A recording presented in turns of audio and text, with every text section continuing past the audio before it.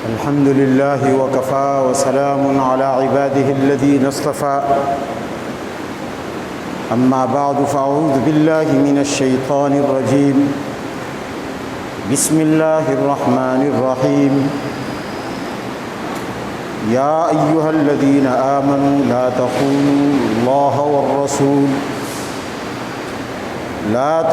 الله والرسول وتخونوا أماناتكم وأنتم تعلمون صدق الله العظيم 24 ذوالقعدہ 1443 ہجری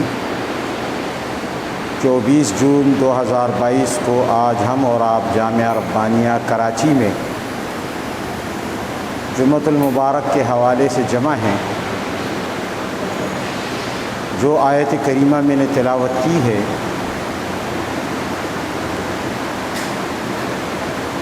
اس کا شان نزول مفسرین نے بیان کیا ہے۔ بنو قریظہ یہود کا ایک قبیلہ تھا،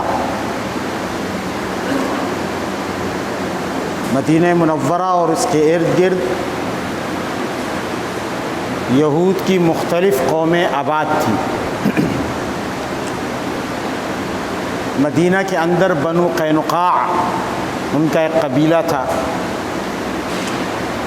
مدینہ سے باہر خیبر میں بنو نذیر اور بنو قریظہ یہ دو بڑے قبیلے تھے۔ بنو نذیر کو ان کی شرارتوں کی وجہ سے جلاوطن کر دیا گیا۔ بنو قریظہ اپنی جگہ پر رہے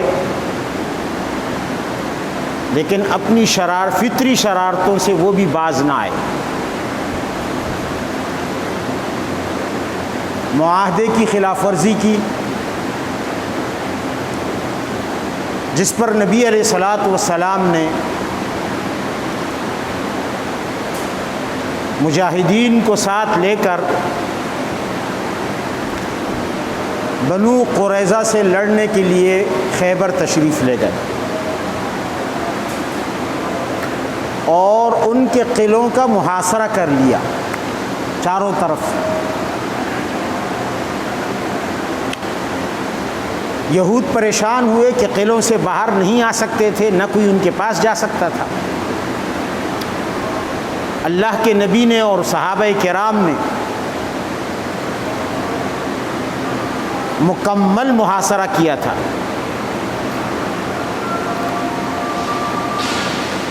آخر کار چند دن گزرنے کے بعد وہ مجبور ہوئے مذاکرات پر۔ نبی علیہ الصلاۃ والسلام سے انہوں نے مصالحت کے لیے مذاکرات کا آغاز کیا کہ آپ ہمیں خیبر سے جانے دیں ازرعات اور دوسری بستیوں کی طرف، ہم یہاں سے جلاوطنی قبول کر لیتے ہیں جس طرح کہ بنو نذیر جلاوطن ہوئے۔ اللہ کے نبی نے انکار کیا۔ مذاکرات میں ان کا مطالبہ نہیں مانا اور فرمایا کہ حضرت سعد تمہارے بارے میں جو فیصلہ کریں گے میں اس فیصلے کو قبول کر لوں گا۔ انہوں نے کہا کہ ہم اس بات پر راضی نہیں ہیں، تاہم آپ ایسا کریں ابو لبابہ کو بھیج دیں، کیونکہ ابو لبابہ کی پرانے زمانے سے ان سے تعلقات چلے آ رہے تھے اور ان کے اہل خانہ بیوی بچے بھی ان کے ہاتھ میں تھے، جس کی وجہ سے انہوں نے مشاورت کے لیے انہیں بلایا۔ نبی علیہ الصلوۃ والسلام نے حضرت ابو لبابہ کو بھیجا، جاؤ یہود سے مذاکرات کرو، وہ کیا کہتے ہیں۔ حضرت ابو لبابہ گئے،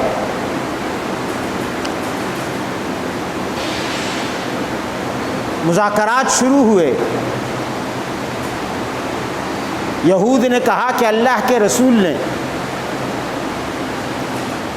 حضرت سعد کے فیصلے کی شرط رکھی ہے کہ حضرت سعد جو فیصلہ کریں گے ہمیں منظور ہوگا، آپ ہمیں مشورہ دیں، آپ ہمیں بتائیں کہ سعد ہمارے بارے میں کیا فیصلہ کریں گے۔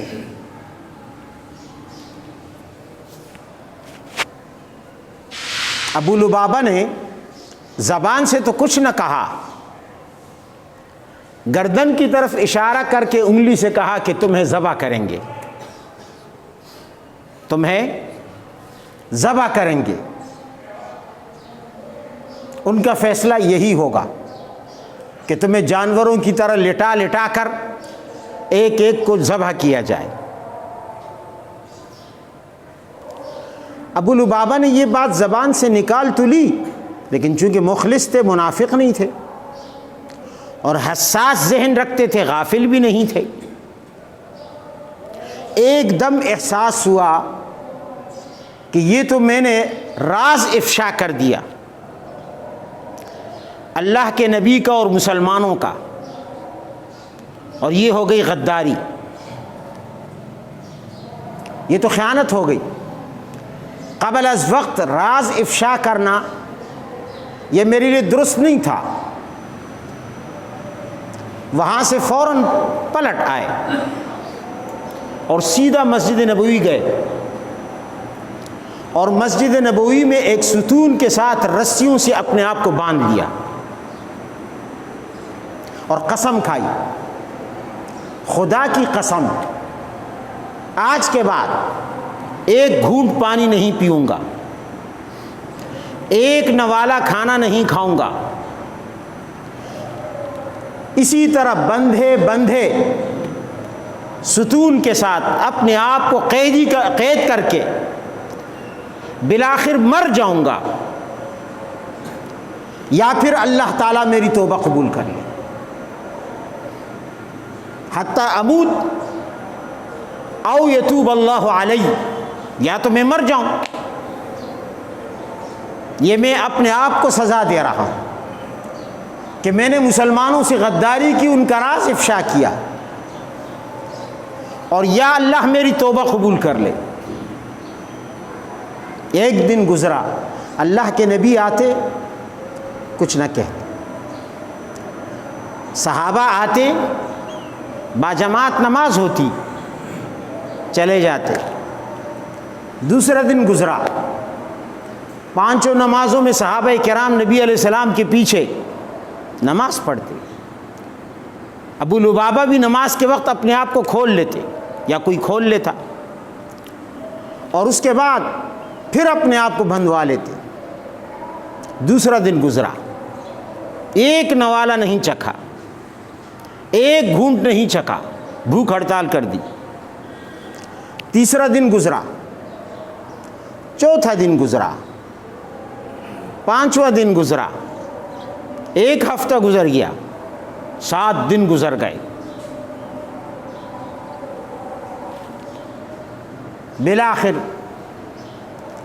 اللہ کے نبی پر وحی آئی، اللہ نے عرش سے وحی بھیجی، جبرائیل کو بھیجا، جاؤ میرے نبی کو خوشخبری سنا دو کہ میں نے ابو لبابہ کو معاف کر دیا۔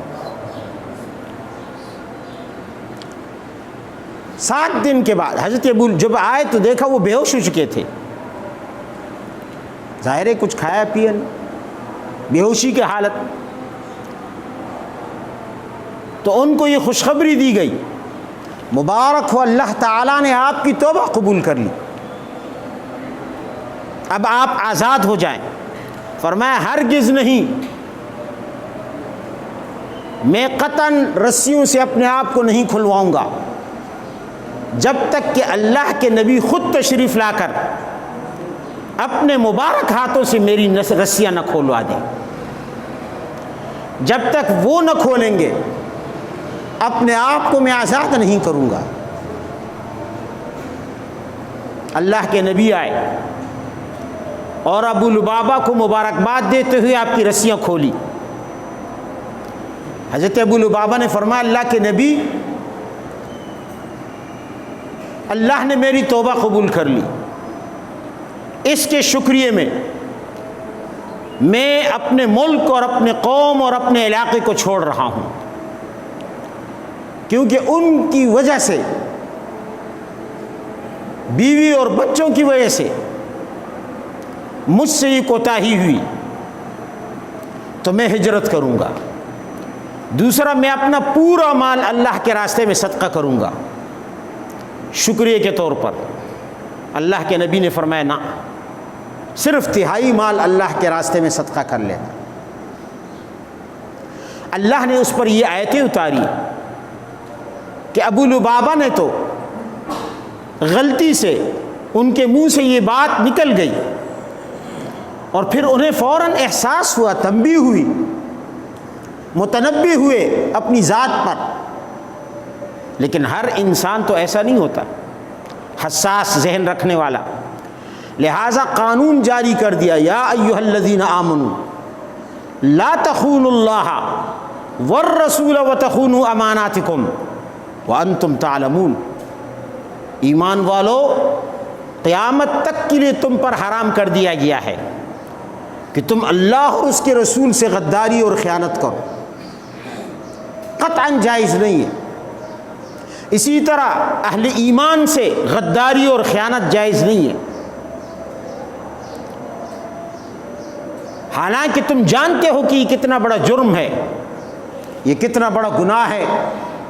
اللہ اور اس کے رسول سے غداری، دین سے غداری، مؤمنین سے غداری، ان سے خیانت، یہ کتنا بڑا جرم ہے. یہ تم اولاد کی خاطر کرو، بیوی کی خاطر کرو، بچوں کی خاطر کرو. تمہیں ہرگز اس کی اجازت نہیں ہے کہ تم اللہ اور اس کے رسول سے خیانت اور غداری کر سکو. وَاعْلَمُوا أَنَّمَا أَمْوَالُكُمْ وَأَوْلَادُكُمْ فِتْنَةٌ. یہ تو تمہارے لیے فتنہ ہے، آزمائش ہے. اسی سے تو اللہ تمہیں آزما رہا ہے کہ تم میرے وفادار رہتے ہو یا تم مجھ سے غداری اور خیانت کرتے ہو.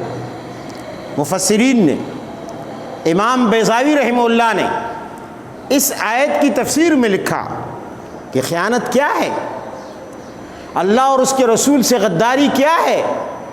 فرمایا بتعطیل الفرائض والسنن، بیضاوی میں لکھا ہے وَأَن تُضْمِرُوا خِلَافَ مَا تُظْهِرُونَ. فرمایا پہلی چیز یہ ہے کہ اللہ نے جتنی چیزیں فرض کی ہیں تم ان کو چھوڑ دو. اللہ اور اس کے رسول نے جو چیزیں فرض کی ہیں، جو چیزیں سنت قرار دی ہیں، انہیں چھوڑ دیا جائے، ان کو اہمیت نہ دی جائے. جیسے آج کل کے دور میں بعض لوگ یہ سمجھتے ہیں کہ ہم اگر رمضان المبارک میں اڑوس پڑوس میں غریبوں کو یا پڑوسیوں کو افطاری کھلا دیں گے تو ہمیں روزہ رکھنے کی ضرورت نہیں ہے. روزہ فرض ہے، اسے معطل کر دیا. بعض لوگ سمجھتے ہیں ہم اگر 11ویں دے دیں گے تو ہمیں باقی فرائض پر عمل کرنے کی ضرورت نہیں ہے، نماز پڑھنے کی ضرورت نہیں ہے، بس ہمارے لیے 11ویں کافی ہے. بعض لوگ سمجھتے ہیں کہ اگر ہم محرم میں ماتم کر لیں گے، جلوس نکال لیں گے تو ہمیں نماز، روزہ، تمام فرائض معاف ہیں، ہم سے کسی فرض کے متعلق پھر نہیں پوچھا جائے گا، ہم جنتی ہیں. اور سارے دین کو معطل کر دیا جائے، سارے فرائض کو معطل کر دیا جائے، سنتوں کو معطل کر دیا جائے اور ان کے مقابلے میں رسم و رواج اور بدعات کو فروغ دیا جائے. فرمایا یہ اللہ اور اس کے رسول سے غداری اور خیانت ہے. لا تخونوا اللہ والرسول وتخونوا اماناتکم. فرمایا دوسری چیز کہ تمہارے دل میں کچھ ہو اور زبان پر کچھ ہو، جسے منافقت کہا جاتا ہے، اور اللہ تعالیٰ کو منافق کافر سے بھی زیادہ مبغوض اور ناپسند ہے کہ جس کے دل میں کچھ اور دنیا پرستی، دنیا کی محبت اور اخلاص ظاہر کر رہا ہے، اندر شہرت چاہتا ہے، باہر اخلاص ظاہر کر رہا ہے، اندر لالچ اور حرص اور بخل چھپائے ہوئے ہے اور باہر اپنے آپ کو سخی ظاہر کر رہا ہے، اندر کچھ اور ہے باہر کچھ اور ہے۔ فرمایا یہ اللہ اور اس کے رسول سے خیانت ہے۔ امام بیضاوی فرماتے ہیں۔ تیسری چیز فرمایا غنیمتوں میں خیانت، جس کو آج کل کے دور میں کرپشن کہا جاتا ہے، کہ مسلمانوں کے اجتماعی مال میں خیانت کی جائے، کرپشن کی جائے۔ فرمایا یہ اللہ اور اس کے رسول سے خیانت ہے۔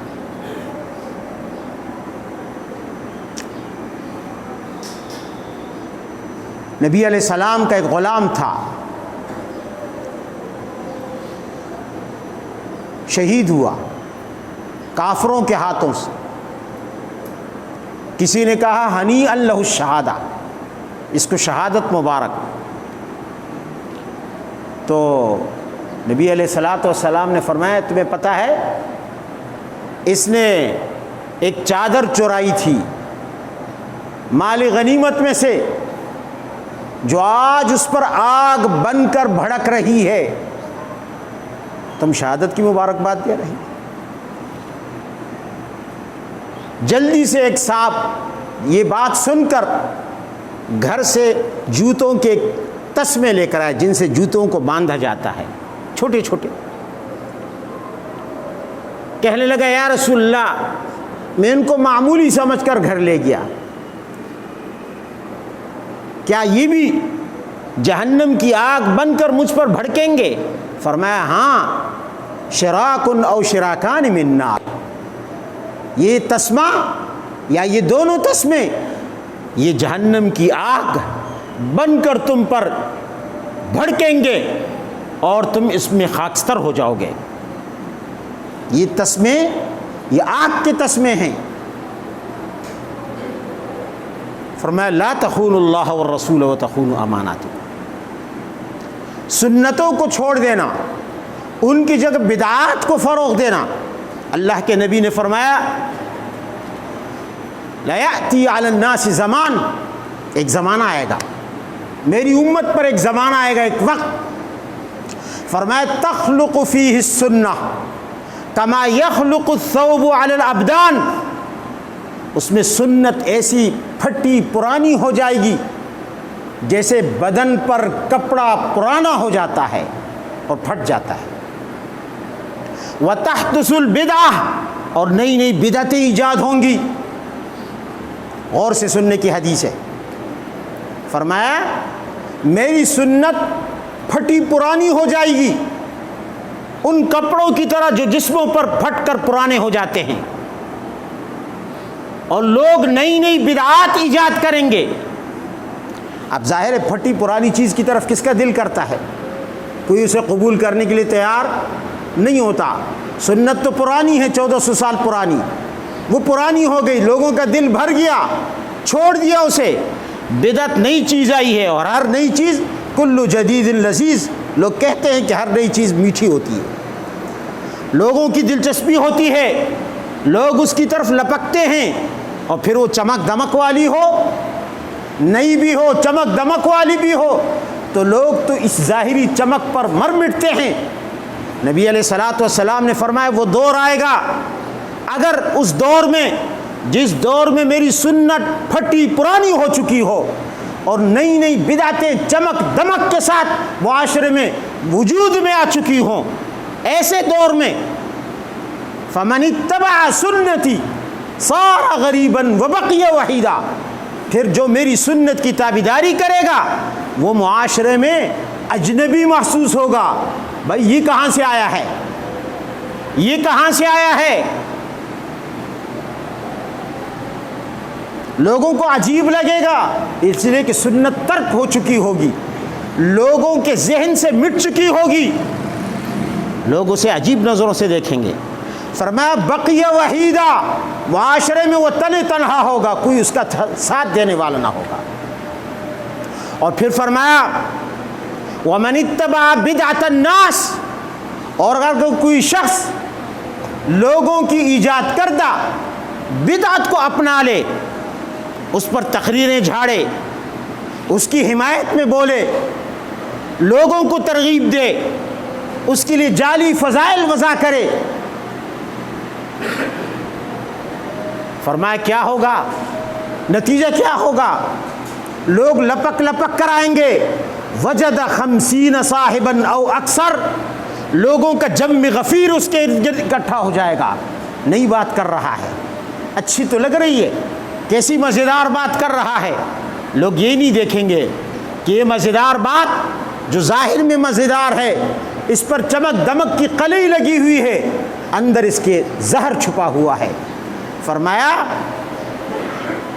ایسے وقت میں ایک اور حدیث میں فرمایا کہ میری سنت پر کوئی عمل کرے گا تو اسے 100 شہیدوں کا ثواب ملے گا، 100 شہیدوں کا۔ صحابہ نے عرض کیا یا رسول اللہ، کیا هل احد افضل بعدنا، کیا ہمارے بعد بھی کوئی افضل ہوگا، ہم سے بہتر کوئی شخص ہوگا؟